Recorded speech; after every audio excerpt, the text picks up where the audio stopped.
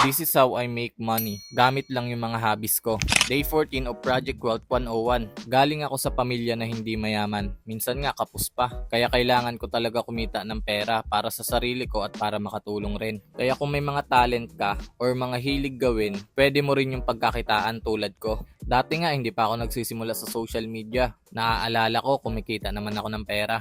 I-take advantage mo lang yung mga bagay na alam mong kung saan ka magaling. For example, nung student ako sa senior high school, I'm earning money sa pamamagitan ng paggawa ng mga research ng mga kaklase ko. Madalas kasi may mga kagrupo tayong ayaw gumawa, nagbabayad na lang. Tumatanggap din ako ng mga assignments para gawin yon at bayaran ako. Since kailangan ko rin talaga, tinatanggap ko naman. Pag-graduate ko ng senior high school, natuto na ako mag-graphic design and video editing. Dito ko na nahiligan mag-edit-edit. Dito rin may mga nagpapa-edit sa akin at binabayaran ako around 1,500 to 2,000. Kaya ikaw kung may talent ka, pwede mo rin pagkakitaan. For example, magaling ka mag-drawing, pwede ka magpa-commission artwork. Kunyari naman, magaling ka mag-edit, pwede ka rin maging editor ng mga business o kaya mga influencers. In a long run, malalaman mo naman kung ano yung mga hilig mo at gusto mo, tsaka talent mo. Kailangan mo lang talaga maging resourceful, maging creative, at higit sa lahat gamitin mo kung ano lang yung kaya mong gamitin. Ganyan ako nagsimula, malaki naman nagbago sa buhay ko. So yun lang, follow for day 15.